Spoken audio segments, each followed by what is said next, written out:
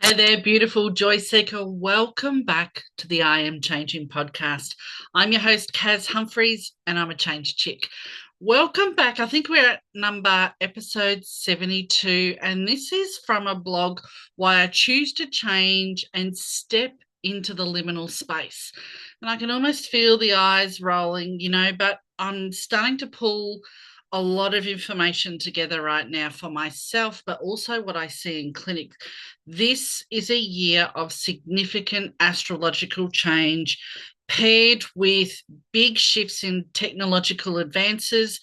And frankly, our nervous systems can't keep pace. And I find myself in a new vortex of very intense self reflection.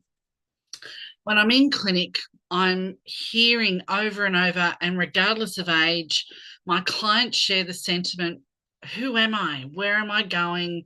I don't know who I am anymore. Or worse, they're fixated on what is happening to the world and what's happening in the world and how's that going to affect me. And as a practitioner, I'm immediately wanting to clarify and measure the status of my client's nervous system. Are they heightened and stuck in a survival reactive pattern of behavior? Or have they entered into a stage of new personal growth? And so when I'm asking my clients their normal check in questions, so how are you today? What brings you to me? I find myself this year, especially, faced with a very common response: I don't know. I don't know how I'm feeling. And there's this disconnection. And so, cue my big, slow, deep breath and trying to remain present and grounded as to how do you respond to I don't know. And I dig a little deeper. I become curious, and I invite you to do the same. I'll ask questions of the client like how they're feeling in their body and get them to connect with those sensations. How well does their body move? We talk about the quality of their sleep. And this year in particular, there's a resounding disconnected sighing response. Often when I say to people, and how are you? There's a, oh, I just don't know. And what comes with this statement is often paired with the distress of not knowing who they are anymore. And what I say to them is, welcome to the liminal space of all and nothing. It's interesting. The liminal space is clinically defined in the world of psychology, counseling, psychiatry as a transitional psychological and emotional state between what was and what has not yet arrived. And it's filled with infinite possibilities that have not yet been realized. But liminal space is actually so much more, and the spiritual definition of the liminal space goes deeper than the science of psychology. If we incorporate a little bit of quantum physics, the liminal space can explain a sacred threshold of transformation. Now, that sounds a little woo, so let me talk about this. The liminal space is a metaphysical, vibrational space where your old self has been released. You're stepping in and you're just shedding old versions of you, but the new version hasn't yet fully arrived. So we could explain the liminal space is the in-between void of the unknown, the unexplored. Your old identity has started to dissolve, break down, release, delete, and you're changing, but your new identity has not yet fully formed. It's like a holding pattern, but in a space that you've never been. You're not broken. But what's happened is, and the shift that creates this discomfort is your certainty is presently absent. And so, what is meaningful and still emerging is the definition of the importance of the liminal. Some postulate that a person transitions within their liminal space, but I like to believe that the liminal space is much more than moving from one aspect of self to another. I feel the liminal space is an initiation into the next phase of your life, the next vibrational level. It's often linked with life transitions such as motherhood, menopause, the next phase of life and how we incorporate the wisdom from the last phase and bring it in from experience into wisdom into this one. So, from a clinical perspective, incorporating the science of psychology and trauma informed frameworks, the liminal space is often experienced as confusion, disorientation, emotional sensitivity, or instability. It can be experienced as heightened intuition or inner questioning that's off the chart. It can be a sense of not fitting into the old life anymore. So, from a societal perspective, this is interesting because this year, with so much change happening, it could be reasonable to explain that humans have entered collectively a liminal space. We're all kind of feeling a bit weird about what's happening in the world. We all have big feelings about our food and fuel security, about war. And unfortunately, we also have big feelings and stress based sensations about the current state of politics or the lack thereof. Politics is a very generous word, and I won't talk about that today, or you will hear me rant. We can't escape what's happening in the outside world, and this can confuse what's happening internally. But from the individual and spiritual perspective, the liminal space can be defined as something much more sacred. And again, there's a reference of an in between state where your previous identity beliefs have begun to dissolve and there's no returning back to the beginning or resetting. The liminal space or the in between is an invitation into deeper alignment within your heart instead of your head, deeper alignment with your higher self or your soul or your higher truth. So, this depends on your belief system, I guess. There's power to be embraced when you allow the sensations associated with the unseen of the liminal to take shape. You have to be able to learn how to trust in yourself and something unknown to allow the evolution of something that's not yet become visible, but you have a sensation or an awareness that it's coming in or it's arrived and you have no idea what to do with it. And that's okay. In spiritual traditions and even some religions, the liminal space is often described as a portal between who you were and who you were becoming. And the liminal is like the holding pattern as you emerge out of one and then forge forward into the new. And so I identify this with my clients and we talk about the liminal space because I've arrived in destination unknown as well. I'm in menopause and I'm in the thick of all or nothing. And it brings me deep reflection that's often with contemplative moments that I experience and incorporate the following. The ego softens, old roles, old labels I've given or have been given to me, identities no longer feel true. I can step out of all of that and just be and breathe and ground into that. My intuition is heightened. There's more and stronger inner guidance signals. Even if I don't make sense of what they are, I know yes, no, or I can trust and feel my way forward and know it to be right or change course until I get there.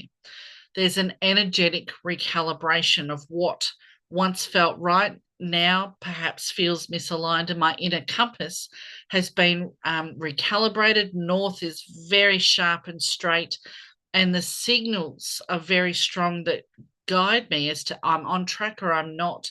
And it's not 10, 20, 30 steps, 6 days down the track. It's, oh, that doesn't feel right. Change course, come back here. And there's surrender invitations. I can release control and give way to trusting in myself that I have all of the wisdom all available to me. I'm just learning how to call it all in. And so I guess when you first enter this liminal zone, you can readily experience disorientation. It feels weird, not going to lie. And I consider that this is because we feel out of control. It's new, it's unknown, it's uncertain. And this activates our survival instinct and we react. So do yourself a favor and remind yourself, if you suspect you're in this liminal space, remind yourself that external life hasn't caught up with your internal transformation. And this is a reminder to hopefully soothe the discomfort that the liminal brings, because your evolution is being asked to release certainty, let go of control, and allow yourself to be able to trust that which you cannot see or hear, but sense or know it's coming. No pressure, right? And so the subsequent internal tension that you experience is between your mind that wants the answers and the soul, your heart, which is moving through different timing processes rather than Eastern Standard Time and logic. And so now we know what the liminal space is. Why do we have to visit it? It's a natural, normal part of our human experience. And as someone who's had a cancer experience, I'm excited to have arrived at menopause and lived long enough to get here and have a second phase of life. Therefore, I've embraced the liminal with both hands, wrapped my arms around it and gone, okay, I've landed in the weird zone. What comes next? And rather than being in a place to get through, I'm finding that the liminal space is where you can work on yourself to realign your younger, outdated self with the authentic part of your life. There's power in this. The liminal space allows you to dissolve identities that were built from conditioning or survival or negativity, and deepen your trust in the signals of your intuition. It can raise your vibrational energy and your inner knowing. So, therefore, the liminal space prepares you for a more aligned way of living and being. And in this day and age, this year in particular, where there's mass change, mass fear program running, being in your liminal space and embracing and observing all of that is mighty, powerful stuff to enhance your sovereignty. And if this resonates for you, keep listening. The liminal space is not physical, it's vibrational and energetic. And so, what are the signs that you're in your spiritual liminal space? If we can leave behind the first phase of life and recognize that's significant, we've left behind childhood, early adulthood, and now we combine being in the liminal space with what's happening externally on a global scale, it can leave anyone in a huge space of uncertainty. And so I invite you, bring your awareness, your attention back to what's happening in you and stay there. Ignore what's happening in the outside world, because the reality is you have no control over that.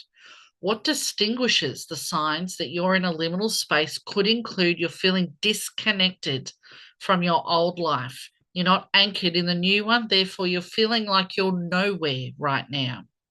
You're questioning everything, your purpose, your identity, your forward direction, the whole, I don't know where I'm at. I don't know what I'm feeling. Things may be falling away out of your life without clear reason, and you have no emotional attachment to it.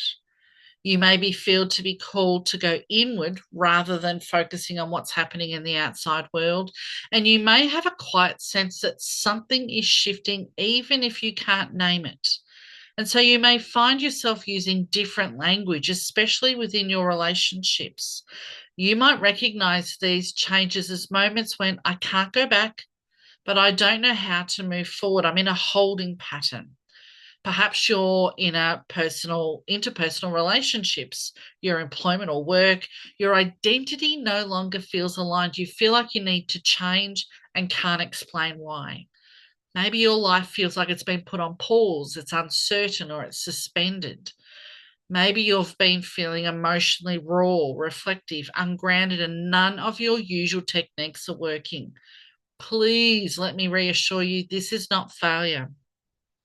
This is your physical, mental, emotional transition in progress. And so, even your nervous system is going to evolve with this, and the changes can activate your freeze response. You shut down, you feel stuck, you feel numb, you are saying, I don't know, when asked things.